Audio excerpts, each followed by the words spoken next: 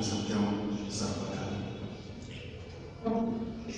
वो पारब्रह्म परमेश्वर जो इस पूरी कायनात का मालिक है, वो जगत पिता ईश्वर जो हम सभी के अंदर श्वासों का संचार कर रहा है, जिनके हाथों में हमारे जीवन की डोर है, सूर्य को ऊष्मा, चंद्रमा को शीतलता और हवाओं को गति देने वाले उन पारब्रह्म परमेश्वर जगत पिता ईश्वर के चरणारविंद में नमन करते हुए उनकी दी हुई वाणी, उनकी दी हुई बुद्धि और उन्हीं के दिए हुए विवेक से आज का विचार प्रस्तुत करने से पूर्व उपस्थित संगत को मेरा प्रणाम, सभी को संगत नमन।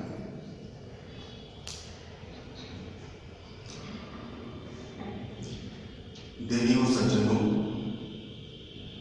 सागर का जल स्वाति नक्षत्र में जब बरसात बनकर गिरता है और इसकी एक बूंद सीप के मुख में पड़ जाती है, तो सागर के गर्भ में वही सागर की बूंद मोती बन जाती है।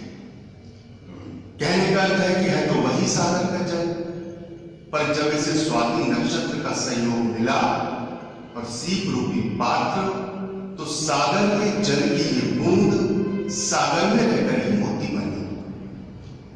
ठीक उसी प्रकार यदि इस कलिकाल में स्वाति नक्षत्र रूपी सतगुरु हो और सीप रूपी सत शिष्य, तो सतगुरु यही संसार की बातों को लेकर शिष्य के हृदय में परमात्मा रूपी मोती बना सकते हैं। गुरु की महिमा का वर्णन करते, गुरु के महत्व को समझाते किसी का कहा हुआ ये कथन हमें दो बातों की ओर इशारा कर रहा है। पहली बात, अगर संसार में ईश्वर को पाना है, परमात्मा को पाना है, परमात्मा तक पहुंचना है, तो आवश्यकता है एक गुरु की, एक सतगुरु की, एक सच्चे सतगुरु की, एक पूर्ण ऋषि, पूर्ण संत की, जो स्वाति नक्षत्र स्वरूपी हो। दूसरी बात कि अगर स्वाति नक्षत्र सतगुरु मिल भी जाए तो आवश्यकता है हमें उस सीप जैसी पात्रता को धारण करने की, ताकि गुरु के बताए हुए मार्ग पर चलकर हम परमात्मा को पा सके, परमात्मा तक पहुंच सके। जिस प्रकार स्वाति नक्षत्र में बरसने वाले सागर के जल की हर बूंद तो मोती नहीं बनती, मोती तो सिर्फ और सिर्फ वही बूंद बनती है जिसे सीप जैसा पात्र मिल जाता है। ठीक उसी प्रकार इस कलिकाल में एक सच्चे सतगुरु का सानिध्य मिलने के बाद भी ईश्वर की प्राप्ति हरेक को नहीं होगी। ईश्वर तो केवल और केवल उसको मिलेगा जो अपने को इस योग बना पाएगा, उस पात्रता को धारण कर पाएगा, गुरु की बताई हुई बातों को अपने जीवन में धारण कर उस मार्ग पर चल पाएगा, उसी को केवल ईश्वर की प्राप्ति होगी। हमारे भारतीय संस्कृति में गुरु के महत्व का वर्णन सारे शास्त्रों ने, सारे सत्पुरुषों ने किया है। गुरुर ब्रह्मा गुरुर विष्णु गुरुर्देवो महेश्वरा गुरुर साक्षात परब्रह्म तस्मै श्री गुरुवे नमः। हमारे भारतीय संस्कृति, सनातन संस्कृति में गुरु को ब्रह्मा, गुरु को विष्णु, गुरु को शंकर माना गया है। गुरु को साक्षात परब्रह्म समझकर उनका नमन, उनका वंदन किया गया है। संत कबीर ने गुरु की महिमा का वर्णन करते हुए कहा है कि गुरु गोविंदो खड़े काके लागू पाए और बलिहारी गुरु आपने गोविंद दियो बताया। अर्थात संत कबीर की दृष्टि में गुरु का स्थान तो परमेश्वर से भी बढ़कर है, ईश्वर से भी बढ़कर है, क्योंकि ईश्वर का मार्ग गुरु ने ही बताया है। इसलिए संत कबीर की दृष्टि में गुरु का स्थान तो ईश्वर से भी बढ़कर है। संत सहजोबाई गुरु की महिमा का वर्णन करते हुए कहती हैं और लिखती हैं कि तन मन धन सब इन पर बारू, इनको न तजूं हरि को तजना। कितना महान स्थान है गुरु का संत सहजोबाई की दृष्टि में कि वो हरि को तजने के लिए, ईश्वर को भूलने के लिए तैयार है, पर गुरु को तजने के लिए तैयार नहीं है, क्योंकि गुरु का स्थान तो ईश्वर से भी बढ़कर बताया है, ईश्वर से भी महान बताया है। किसी ने सतगुरु के बारे में यहां तक कहा है कि यह तन विष की भेली है और गुरु अमृत की खान, यदि शीश लिए जो गुरु मिले तो भी सस्ता जान। अर्थात अगर शीश का बलिदान देने के बाद भी एक सच्चे गुरु की, सच्चे संत की, सच्चे ऋषि की प्राप्ति हो जाए तो भी ये सौदा सस्ता है। ऐसा हमारे भारतीय संस्कृति, भारतीय सभ्यता में बताया गया है।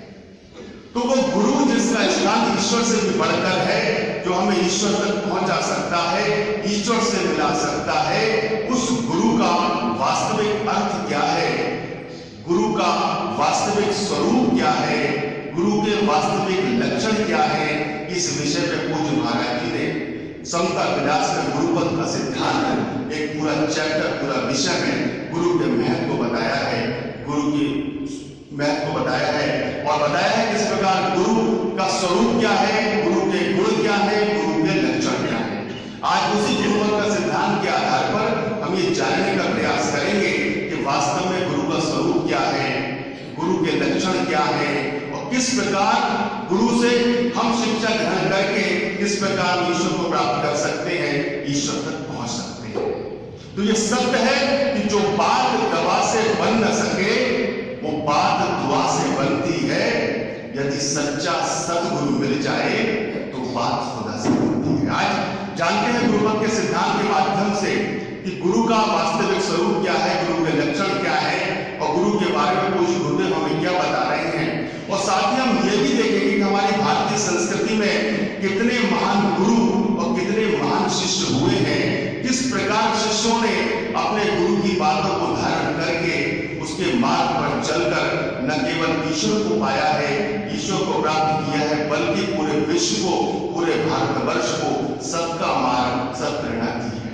तो आइए कुछ देर जितना भी समय है उसमें जानने का प्रयास करेंगे। बहुत ही बड़ा चैप्टर है, कुछ पॉइंट्स उस पर हम डिस्कस करेंगे और गुरु की महत्व के बारे में समझने का प्रयास करेंगे। गुरु की महिमा अपार है, जाने कोई गुरु संत, मंगत गुरु साचा सोही, जाको नहीं भरवंत, मन अपना निर्मल करे, कमावे सत शब्द की सेव, मंगत निध आदेश है, बड़ भाग से मिले सुगुरुदेव। पूज्य गुरुदेव कह रहे हैं कि बड़े ही भाग से, जब पूर्व जन्म के कर्मों का पुण्य उदय होता है तभी सच्चा सतगुरु, सच्चा गुरु मिलता है, ईश्वर की कृपा होती है, तभी हमें एक सच्चे सतगुरु की, सच्चे ऋषि की, सच्चे संत की प्राप्ति होती है।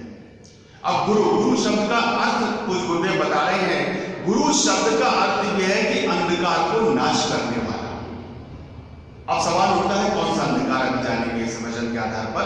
वास्तव में तो गुरु एक शब्द स्वरूप परमेश्वर ही है जो तमाम भ्रम अंधकार से निर्मल है और तमाम भ्रम अंधकार को नाश करने वाला है। अखंड प्रकाश घट घट व्याप रहा है।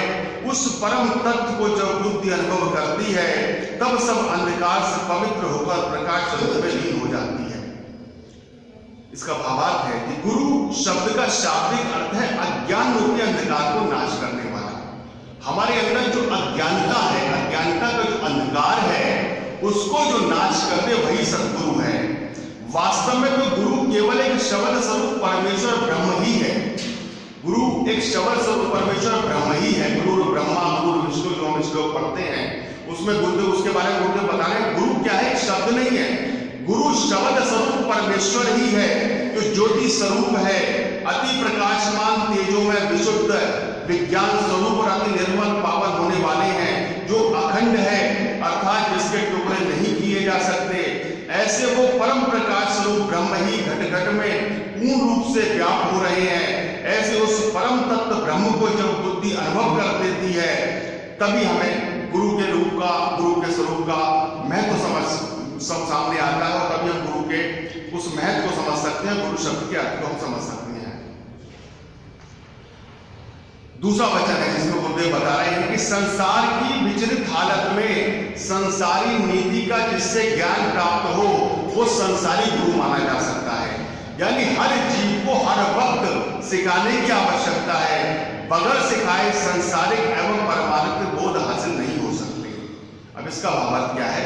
इस वचन में गुरुदेव जी का संकेत उन लोगों की तरफ है जो ये कहते हैं कि हमें गुरु की जरा भी आवश्यकता नहीं है, हम काफी बुद्धिमान हैं, स्वयं ही हर बात का निर्णय कर सकते हैं। बहुत से लोग आपको मिल जाएंगे जो कहेंगे हमें गुरु की क्या आवश्यकता है, हमें बहुत ज्ञान है, हम सभी कुछ जानते हैं। तो गुरुदेव इस वचन को लोगों को इशारा करते हुए करते हैं कि क्या करना चाहिए और क्या नहीं करना चाहिए इसका आप ही निर्णय कर लेंगे, परंतु ऐसा कभी नहीं हो सकता। इस अद्भुत संसार में हर मनुष्य को पग पग पर, कदम कदम पर रहबर अर्थात गुरु की जरूरत पड़ती है। क्या धर्म है क्या अधर्म है इसका निर्णय इंसान कई बार स्वयं ठीक रूप से नहीं कर सकता, क्योंकि स्वार्थ युक्त बुद्धि हेर फेर से अपने निज स्वार्थ के अधीन पाप को भी पुण्य समझने लगती है। बड़ी महत्वपूर्ण बात है कि इस संसार में क्या सत्य है क्या असत्य है, क्या धर्म है क्या अधर्म है, इसका निर्णय हम हमेशा सही तरह से नहीं कर सकते, क्योंकि स्वार्थ में हमारी बुद्धि जो है वो स्वार्थ में रहती है। तो स्वार्थ युक्त बुद्धि हेर फेर से अपने निज स्वार्थ को, जो हमारा स्वार्थ है, उसके अधीन पाप को भी पुण्य समझने लगती है।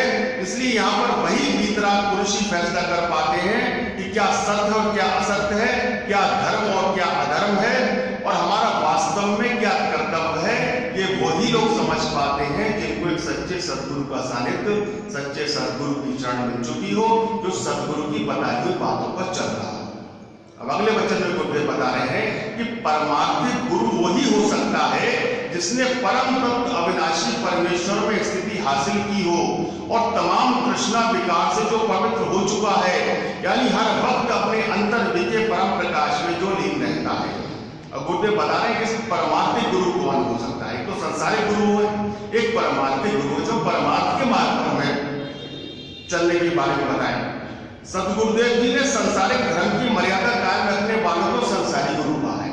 संसार में जो हमारी संसारिक जो हमारी मर्यादा उसको कायम रखने के बारे में जो हमें ज्ञान दे वो हमारा संसारी गुरु है। इस वचन में दोबारा परमार्थ गुरु की महानता गुण दोष प्रकट किए हैं कि जो साधक उस परम तत्व रूपी ब्रह्म परमेश्वर में पूर्ण रूप से स्थिति हासिल कर चुका है, जिसकी सारी कामनाएं तृष्णाएं मिटकर जो पूर्ण हो चुका है, अपने हृदय में जो इस परम प्रकाश रूपी ब्रह्म नित्य प्रति लीन रहता है, जो अपना लेना देना सब समाप्त कर चुका है, जिसमें तनिक भर भी ममता रूपी अहंकार लेश मात्र नहीं बचा है, जो उस ब्रह्म में लीन होकर स्वयं ब्रह्म हो चुका है, ऐसा ब्रह्मनिष्ठ ज्ञानी ही परमार्थिक गुरु कहलाने का हकदार होता है। गुरुदेव बता रहे हैं कि परमार्थिक गुरु किसे कहते हैं। इसमें बता रहे हैं कि जिसकी सारी कामनाएं तृष्णाएं सारी मिट चुकी हैं, जो उस परम प्रकाश में ब्रह्म नित्य प्रति लीन रहता है, जो अपना लेना देना सब समाप्त कर चुका है, जिसमें तनिक भर भी ममता रूपी अहंकार लेश मात्र नहीं बचा है, जो उस ब्रह्म में लीन होकर स्वयं ब्रह्म हो चुका है, उस ब्रह्मनिष्ठ ज्ञानी ही परमार्थिक गुरु कहलाने का हकदार है। देखिए परमार्थिक गुरु यानी आध्यात्मिक गुरु कैसा हो, इस वचन में गुरुदेव ने हमारा मार्गदर्शन किया है, उसके बारे में बताया है।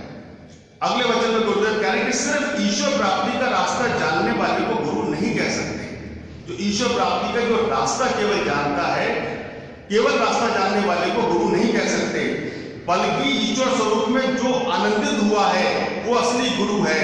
सिर्फ रास्ता जानने से गुरु कहलाने का पात्र नहीं हो सकता जब तक कि वो अपनी सद श्रद्धा और प्रेम शक्ति से अंतर्गत में परमेश्वर में लीन ना हो जाए। गुरुदेव कह रहे हैं कि केवल ईश्वर जानने का, ईश्वर के मार्ग का रास्ता जानता हो, उसको हम परमार्थिक गुरु या आध्यात्मिक गुरु नहीं कह सकते जब तक वो गुरु उस मार्ग पर चला ना हो। जब तक उस गुरु को उस मार्ग पर चलने का अनुभव ना हो, तब तक हम उसको परमार्थिक गुरु या परमार्थिक गुरु या आध्यात्मिक गुरु नहीं कह सकते। इसमें गुरुदेव भावार्थ है कि आमतौर पर चालाक लोग शास्त्र, उपनिषदों, गीता आदि संतों की वाणियां कंठ करके बड़ी लच्छेदार तरीकों से प्रवचन से जनता पर प्रभाव डालकर गुरु बन जाते हैं। पहले तो गुरु का स्वांग धारण करते हैं, बड़ी मधुर स्वर से वाणी का गायन कर जनता को मोहित कर लेते हैं, फिर परमार्थ पद के सुने सुनाए हाल बताते हैं। व्यक्तिगत तजुर्बा इनको होता नहीं। गुरुदेव कह रहे हैं कि शास्त्रों का स्वाध्याय करने से, सुनी सुनी की बातों को बताने से, लच्छेदार बातों से, भजन और संकीर्तन के माध्यम से गुरु पर प्रभाव डालने से वो परमार्थिक गुरु या आध्यात्मिक गुरु नहीं होते। वो कह रहे हैं इनका वास्तविक अनुभव तो होता नहीं, वो उस मार्ग पर चले तो होते नहीं है, लेकिन दूसरों को चलने की शिक्षा देते हैं, प्रेरणा देते हैं। ऐसा व्यक्ति कभी परमार्थिक गुरु या आध्यात्मिक गुरु नहीं हो सकता। इसलिए महाराज जी फरमाते हैं कि ऐसे लोग कभी भी गुरु कहलाने के हकदार नहीं हो सकते। कारण यह है कि यदि आपने किसी स्थान पर गए नहीं है, सपोज यहाँ से हम बॉम्बे, कलकत्ता या कोई भी स्थान पर गए नहीं है, केवल उसके बारे में सुना है, मानचित्र में उसका फोटो देखा है, उस स्थान के बारे में थोड़ा बहुत जानते हैं, तो उसके बारे में हम दूसरों को जब बताएंगे तो उतना स्पष्ट रूप से हम नहीं बता सकते जब तक वो उस जगह पर गए ना हो, हमारा व्यक्तिगत अनुभव ना हो। जब उस जगह पे गए हैं, वो जगह देखी है, तब उसका जब हम वर्णन करेंगे तो उसका महत्व ज्यादा पड़ेगा, बजाय इसके कि सुनी सुनाई हुई बातों को बताने से उसका महत्व, उसका प्रभाव दूसरों पर नहीं पड़ता। अब गुरुदेव कह रहे हैं कि गुरुपद अत्यंत कठिन अवस्था है। कोई ही गुरुमुख प्राप्त होता है जिसने अपने तमाम शारीरिक भोगों से त्याग हासिल किया हो और हर वक्त आत्मस्वरूप में स्थिर रहता है। परोपकारी जीवन जिसका हो, हर एक जीव से अधिक प्रेम रखने वाला हो, लाभ व हानि, खुशी व गमी, सर्दी व गर्मी, मित्र शत्रु भय व भ्रम से जिसकी बुद्धि बिल्कुल न्यारी हो चुकी है, शब्द स्वरूप ब्रह्म में स्थिति हो गई हो, वही गुरु है। यानी प्रथम उसने अपना अंधकार दूर किया है और ईश्वर प्रकाश को प्राप्त हुआ है, उसका उपदेश दूसरों के वास्ते ही कल्याणकारी है। अब गुरुदेव बता रहे हैं, इसका भावार्थ है कि गुरु पदवी को प्राप्त कर लेना बहुत ही कठिन अवस्था है। कोई बिरला ही गुरुमुख इस पद को प्राप्त करता है जिसने तमाम शारीरिक भोगों से, चाहे लौकिक या पारलौकिक, त्याग हासिल कर लिया हो, यानी उसमें दोनों लोगों की सुख संपत्ति की कोई चाह बाकी न रही हो, जिसकी बुद्धि नित्य आत्म पद में पूर्ण रूप से स्थित रहती है और लोगों के परोपकार यानी जन्म मरण आदि का महादुख निवृत्त करना जिसके जीवन का ध्येय है, हर एक जीव में पूर्ण रूप से आत्म तत्व का दर्शन करता है।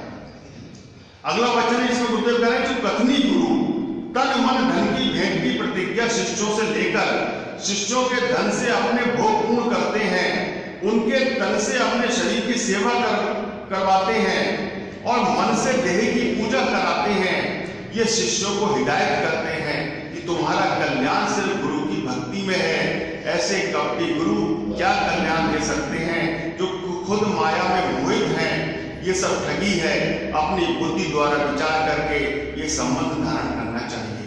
अब गुरुदेव कह रहे हैं, भावार्थ है कि वो गुरु जिसका ज्ञान केवल जुबानी जमा खर्च है, वो बड़ी चतुराई से शिष्यों को अपने जाल में फंसाकर उनसे तन मन धन की भेंट की प्रतिज्ञा दिया करते हैं। यानी शिष्य को कहते हैं कि कहो मेरा तन मन धन सब गुरुदेव के अर्पण है, अब मेरा इस पर कोई अधिकार नहीं है। ऐसा वो अपने भोगों तथा शारीरिक सेवा और देह का पूजन कराने के लिए ही किया करते हैं और ये उपदेश शिष्य को देते हैं कि तुम्हारा कल्याण केवल गुरु की भक्ति में ही है। गुरुदेव इस वचन में बता रहे हैं कि वो लोग जो अपने शिष्यों से ये कहते हैं कि तुम्हारा कल्याण केवल गुरु की भक्ति में है, वो ईश्वर की भक्ति का मार्ग नहीं बताते, वो गुरु की भक्ति, अपनी भक्ति का मार्ग बताते हैं, अपने भोगों को पूर्ण करते हैं, अपनी वासनाओं को पूर्ण करते हैं और शिष्यों को जो ये हिदायत दें कि तुम्हारा कल्याण गुरु की भक्ति में है, ऐसा व्यक्ति कभी परमार्थिक गुरु या आध्यात्मिक गुरु नहीं हो सकता। ये गुरुदेव हमारा मार्गदर्शन कर रहे हैं, हमें बता रहे हैं। अब आगे गुरुदेव कह रहे हैं, जो कपटी गुरु अपने चेले चेलियों को ये हिदायत करते हैं कि गुरु के देह की पूजा करो, आरती करो, चरणामृत लो और तमाम अपना धन माल गुरु अर्पण गुप्त रूप में करो और बिल्कुल दूसरे सत्संग में न जाओ, गुरु खुद तुम्हारा कल्याण करेगा। ये सब धम्म है, धन लूटने का रास्ता है। इस अंधकार परस्ती में न किसी का कल्याण हुआ है और ना ही होगा, बल्कि दीन व दुनिया दोनों में जिल्लत, अपमान और दशा हासिल होती है। भावार्थ गुरु कह रहे हैं, जो गुरु अपनी देह की पूजा, आरती, चरणामृत इत्यादि देह की भोग सामग्री ज्ञात चीजों से रखते हैं और गुप्त रूप में विशेषकर अपने शिष्यों को अपने जाल में फंसाते हैं और कहते हैं दूसरे महापुरुषों के सत्संग में जाना वर्जित है और शिष्य के बिना बगैर सत्कर्मी के कल्याण का ठेका उठा लेते हैं। समझ ले वो छलिया, दूर और डाकू रूप में गुरु हैं। ये सब धम्म है, मक्कारी, फरेब और धन लूटने का साधन है। ऐसे अज्ञान में अंधकार परस्ती से आज तक किसी का न कल्याण हुआ है, न ना भविष्य में होगा, बल्कि दीन व दुनिया दोनों में जिल्लत वाली और रात उठानी पड़ती है। अब गुरुदेव ये बताया, ये जो कपटी गुरु उनके बारे में बताया, अब असली गुरु के बारे में बता रहे हैं, जो वास्तविक गुरु उनके क्या लक्षण है। गुरुदेव का असली गुरु ईश्वर पूजा सिखलाते हैं और लोक सेवा, अपनी सेवा समझाकर शिष्यों को लोक सेवा में लगाते हैं। जो वास्तविक गुरु है, जो सतगुरु है, वो ईश्वर की पूजा, ईश्वर की सेवा बताते हैं और लोक सेवा, दूसरों की सेवा में ही अपनी सेवा बताते हैं। कहते हैं कि ईश्वर की पूजा करो और दूसरों की सेवा करो। सेवा परमो धर्म जो बताते हैं, और कहते हैं जब आप दूसरों की सेवा करेंगे वही गुरु की सेवा है। ये सच्चे सतगुरु के, सच्चे अध्यात्मिक गुरु की पहचान गुरुदेव बता रहे हैं। और बिल्कुल शिष्यों का धन अपने शारीरिक भोगों में इस्तेमाल नहीं करते, बल्कि खुद शिष्यों की सेवा प्रेम पूर्वक करते हैं। असली जो गुरु है वो शिष्यों की सेवा स्वयं प्रेम पूर्वक करते हैं। ऐसे गुरु धर्म के शिक्षक हैं और जीवों का उद्धार करने वाले हैं। उनका उपदेश असली त्याग सिखलाता है और अंतर विजय परमानंद को प्रकाश करता है। भावार्थ है इसका कि असली गुरु वही है जो शिष्य को ईश्वर पूजा का उपदेश देवे, जनता की सेवा को अपनी सेवा समझकर लोगों को सेवा में लगाएं, शिष्यों का धन अपने शारीरिक भोगों में प्रयोग न करें, बल्कि प्रेम पूर्वक शिष्यों की सेवा करें। ऐसे ही गुरु धर्म की मर्यादा को सिखाने वाले होते हैं। उनसे ही जीवों का उद्धार होता है। जो स्वयं ऐसी त्याग वृत्ति में स्थित रहते हैं, उनका ही उपदेश असली सेवा, त्याग और वैराग्य सिखाता है। जो स्वयं तो भोगों में प्रवृत्त है और दूसरों में क्या त्याग भावना पैदा कर सकेगा। गुरुदेव कह रहे हैं जो स्वयं ही भोगों में लिप्त है, वो दूसरों में त्याग की भावना क्या जागृत कर सकेगा। तो इस वचन में गुरुदेव ने बताया कि वास्तविक गुरु की क्या पहचान है। गुरु वही है, अगला वचन, गुरु वही है जो दैत्य मिथ्या कल्पना से निर्मल होकर ईश्वर स्वरूप में स्थित हुआ है। हर वक्त संसारी पदार्थों से वैराग्यवान रहता है, जो ईश्वर भगति में अधिक प्रीति रखता है। अंतर विखे अपनी सुरति को दृढ़ करके सत शब्द में लीन करता है और तमाम अंतर व बाहर की गति को जानने वाला है। वो अति परोपकारी जिसका जीवन है, बड़े से बड़े कष्ट में धीरजवान रहता है और सर्व दयालु जिसका स्वभाव है। एक आत्मा ही जिसका भोग है, आत्मा ही जिसका आधार है, आत्मा ही को जो सर्व जगत में अनुभव करता है। तमाम द्वंद्व कल्पना से जो विरक्त हुआ है, समस्वरूप आत्मा में जो लीन रहता है, वही तत्ववेता पुरुष असली गुरु है। उसी ने तमाम माया से मुक्ति पाई है, उसी की शिकायत भी सर्व कल्याण के देने वाली है। गुरु कहलाने का वही हकदार है जिसने अपनी मिथ्या संसार रूपी माया की कल्पना से निर्मल होकर अद्भुत भाव को प्राप्त हो, केवल ईश्वर स्वरूप में स्थित हो चुका हो, यानी जिसकी बुद्धि हानि, लाभ, यश, अपयश, जीवन, मरण, सुख, दुख आदि दैत्य कल्पना से निर्मल हो चुकी हो। देखिए कितना महत्व बताया गुरुदेव ने गुरु के बारे में। अब अगला कपटी गुरु के बारे में गुरुदेव बता रहे हैं। कपटी गुरु शिष्यों को जो उपदेश करते हैं कि तमाम संसारी पदार्थ गुरुओं के वास्ते हैं, इस वास्ते तुम सत श्रद्धा से गुरु की सेवा करो, यही तुम्हारा कल्याण का मार्ग है। गुरुदेव कह रहे हैं सब पाखंड का जाल है, सब चीजें माया के चक्र में उत्पन्न होती हैं और नाश हो जाती हैं। गुरु व शिष्य का जो संबंध है वे रूहानी है, अर्थात आत्मिक है।